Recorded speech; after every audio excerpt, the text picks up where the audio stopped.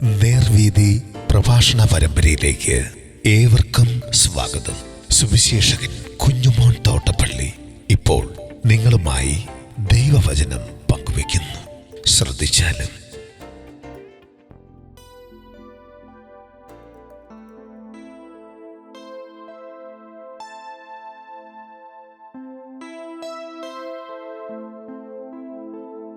യഹൂദന്മാരുടെ ശുദ്ധീകരണ നിയമം. ദൈവനാമത്തിന് മഹത്വമുണ്ടാകട്ടെ. യോഹന്നാൻ സുവിശേഷം 2-ാം അധ്യായത്തിന്റെ 1 മുതൽ 7 വരെ ഞാൻ വായിക്കുന്നത് ശ്രദ്ധിച്ചാലും. 3-ാം നാൾ ഗലീലയിലെ കാനാവിൽ ഒരു കല്യാണമുണ്ടായി. യേശുവിന്റെ അമ്മ അവിടെ ഉണ്ടായിരുന്നു. യേശുവിനെയും ശിഷ്യന്മാരെയും കല്യാണത്തിന് ക്ഷണിച്ചിരുന്നു. വീഞ്ഞു പോരാതെ വരികയാൽ യേശുവിന്റെ അമ്മ അവനോട് അവർക്ക് വീഞ്ഞില്ല എന്ന് പറഞ്ഞു. യേശു അവളോട്, സ്ത്രീയെ, എനിക്കും നിനക്കും തമ്മിൽ എന്ത്? എൻ്റെ നാഴിക ഇതുവരെ വന്നിട്ടില്ല എന്ന് പറഞ്ഞു.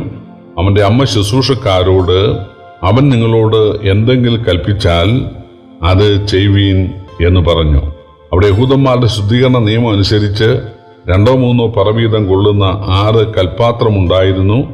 യേശു അവരോട്, ഈ കൽപ്പാത്രങ്ങളിൽ വെള്ളം നിറപ്പീൻ എന്ന് പറഞ്ഞു.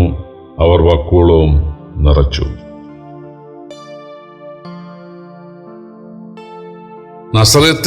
യേശു വളർന്ന നസറേത്തിന്റെ അടുത്ത ഗ്രാമമാണ് കാന.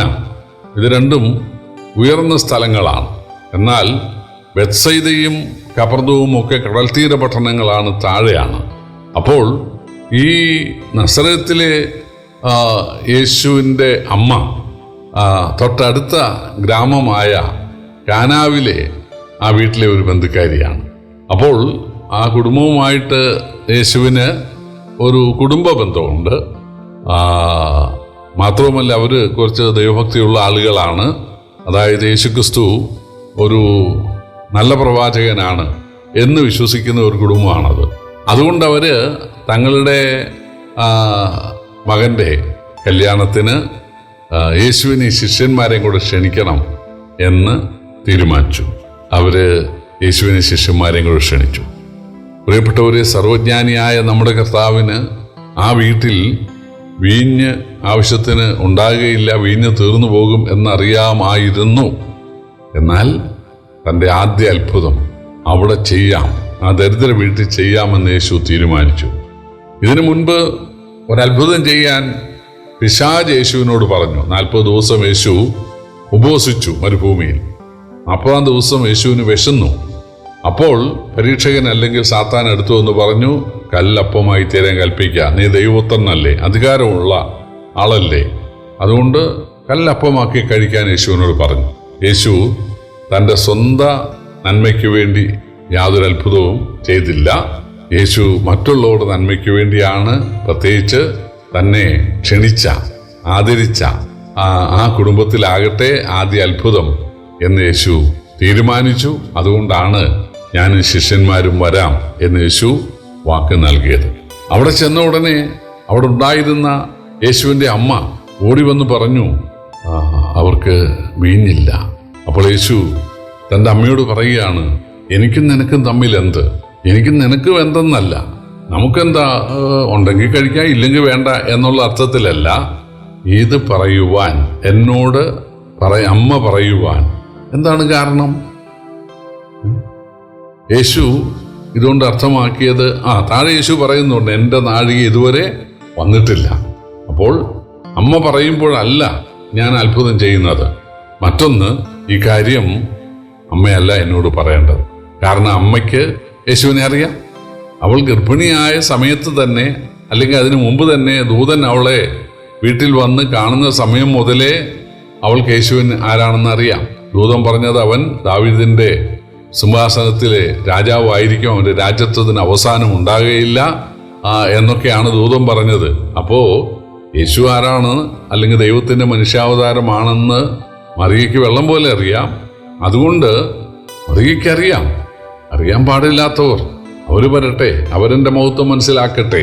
അതുകൊണ്ടാണ് എനിക്കും നിനക്കും തമ്മിൽ എന്ത്? എന്നോട് ഈ കാര്യം പറയേണ്ടത് അമ്മയല്ലല്ലോ എന്നുള്ളത് ഒരർത്ഥം. രണ്ടാമത്, എൻ്റെ നാഴിക വന്നിട്ടില്ല. ഞാൻ പ്രവർത്തിക്കുന്നതൊക്കെ പിതാവ് എന്നോട് ചോദിച്ചിട്ട് പിതാവിൻ്റെ സമ്മതപ്രകാരം പിതാവിൻ്റെ സമയത്താണ്. യേശു ഇവിടെ വന്നത് നമുക്ക് വേണ്ടി മരിക്കാൻ മാത്രമല്ല, നമ്മൾ എങ്ങനെ പിതാവായ ദൈവത്തെ അനുസരിച്ച് ജീവിക്കണമെന്ന് തെളിയിക്കാൻ കൂടെയാണ്. അതുകൊണ്ടാണ് യേശു പറഞ്ഞത് നാഴിക വന്നിട്ടില്ല. പിതാവ് പറയുമ്പോഴാണ് നാഴിക. ആ സമയത്ത് മറിയ എതിരൊന്നും പറയുന്നില്ല. എനിക്ക് ബന്ധമുള്ള വീടാണ്, അതുകൊണ്ടാണ് ഞാൻ പറഞ്ഞത് എന്നൊന്നും പറയാതെ ശുശ്രൂഷക്കാരോട്, ആ വീട്ടിനോട് ബന്ധപ്പെട്ട ഈ കല്യാണത്തിൻ്റെ ചുമതല വഹിക്കുന്ന ആളുകളോട് ചെന്ന് പറഞ്ഞു, അവൻ എന്തെങ്കിലും കൽപ്പിച്ചാൽ ചെയ്യുക എന്ന് പറഞ്ഞാൽ കൽപ്പിക്കാൻ അധികാരമുള്ളവനാണ്. ഈ കാര്യത്തിന് പരിഹാരം വരുത്തുവാൻ അവനൊരു വാക്ക് കൽപ്പിച്ചാൽ മതി, ദൈവമാണ് എന്ന് ശുശ്രൂഷക്കാരുടെ അമ്മ പറഞ്ഞു. അവരത് പൂർണ്ണമായി വിശ്വസിച്ചു. അല്ലാതെ പിന്നെ ഒരാൾ കൽപ്പിച്ചാൽ ഉടനെ വീഞ്ഞിന് പരിഹാരം വരികയാണ്, ചുമ്മാ മണ്ടത്തരം പറയാതെ എന്നൊന്നും അവര് ചിന്തിച്ചുമില്ല, പറഞ്ഞുമില്ല. മറിച്ച് അവര് അമ്മ പറഞ്ഞതിനെ മുഖവിലേക്ക് എടുത്തുകൊണ്ട് യേശുവിൻ്റെ അടുക്ക വന്ന്, പിന്നില്ല, ഞങ്ങളെ സഹായിക്കണം എന്നുള്ള നിലയിൽ സംസാരിച്ചു. അപ്പോൾ യേശു പറയുകയാണ്, ഈ കൽപ്പാത്രങ്ങൾ വെള്ളം നിറപ്പീൻ. 6 കൽപ്പാത്രങ്ങൾ, 2 3 പറവീതം കൊള്ളുന്ന 6 കൽപ്പാത്രങ്ങൾ അവിടെ ഉണ്ടായിരുന്നു. അത് യഹൂദന്മാരുടെ ശുദ്ധീകരണ നിയമം അനുസരിച്ചുള്ള കൽപ്പാത്രങ്ങളാണ്.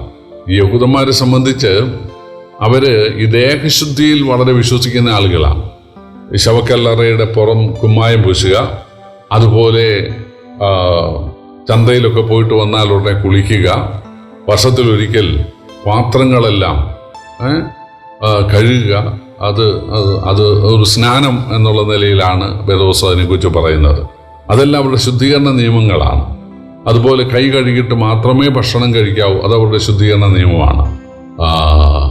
അപ്പോൾ കല്യാണത്തിന് വരുന്ന ആളുകളുടെ കയ്യും കാലും കഴുകാൻ, പ്രത്യേകിച്ച് ആ വീട്ടിൻ്റെ ഉടമസ്ഥനാണ് അവരുടെ കാലിൽ വെള്ളം ഒഴിച്ചു കൊടുക്കേണ്ടത്. അവർ കഴിച്ചു കഴിയുമ്പോൾ അവരുടെ കയ്യിൽ വെള്ളം ഒഴിച്ചു കൊടുക്കേണ്ടതും ഈ വീട്ടുടയവനാണ്. അതാണ് ആതിഥ്യ മര്യാദ യഹൂദന്മാരുടെ. അപ്പോൾ അതിനുവേണ്ടി അവരുടെ പള്ളിയിൽ നിന്ന് കൊണ്ടുവന്ന പാത്രങ്ങളായിരിക്കാം ഈ കൽപ്പാത്രങ്ങൾ. ഒരു വീട്ടിൽ ഒരു പാത്രം മതിയല്ലോ. അപ്പോൾ ഒന്നുകിൽ പല വീട്ടിൽ നിന്ന് എടുത്തതാണ്, അല്ലെങ്കിൽ അവരുടെ പള്ളിയിൽ നിന്ന് ഈ ആവശ്യത്തിന് വേണ്ടി എടുത്തുകൊണ്ട് വന്നതാണ്. യേശു പറയുകയാണ്, ഈ കൽപ്പാത്രങ്ങളിൽ വെള്ളം നിറയ്ക്കുക. വാസ്തവം പറഞ്ഞാൽ അത്രയും വീഞ്ഞൊന്നും ആവശ്യമില്ല. പക്ഷെ യേശു താൻ ദൈവമായതുകൊണ്ട് തൻ്റെ ആ മഹത്വത്തിൻ്റെ ധനത്തിനൊത്തോണമേ തനിക്ക് ചെയ്യാൻ സാധിക്കുകയുള്ളൂ. യേശു 5 അപ്പം കൊണ്ട് 5000 പോഷിപ്പിച്ച് കഴിഞ്ഞിട്ട് 12 കൊട്ട മിച്ചം ഉണ്ടായിരുന്നു. 7 അപ്പം കൊണ്ട് 4000 പേരെ പോഷിപ്പിച്ച് കഴിഞ്ഞ് 7 വട്ടി മിച്ചം ഉണ്ടായിരുന്നു. അങ്ങനെയാണ് യേശു ചെയ്യുന്നത്. താൻ സമൃദ്ധിയായിട്ടാണ് അനുഗ്രഹിക്കുന്നത്. അതുകൊണ്ട് യേശു പറഞ്ഞു, ഈ കൽപ്പാത്രങ്ങളിൽ വെള്ളം നിറയ്ക്കുക. യഹൂദന്മാരുടെ ശുദ്ധീകരണ നിയമത്തിനുള്ള കൽപ്പാത്രങ്ങളിൽ വെള്ളം നിറയ്ക്കുക. എന്താ അതിൻ്റെ അർത്ഥം? യഹൂദന്മാരുടെ ശുദ്ധീകരണ നിയമം കൊണ്ട് വലിയ കാര്യമൊന്നും ഇല്ല. കൈയും കാലും കഴുകിയതുകൊണ്ടൊന്നും ഒരു കല്യാണ വീട്ടിൽ നിന്ന് തൃപ്തിയോടെ സന്തോഷത്തോടെ പോകാൻ സാധിക്കുകയില്ല.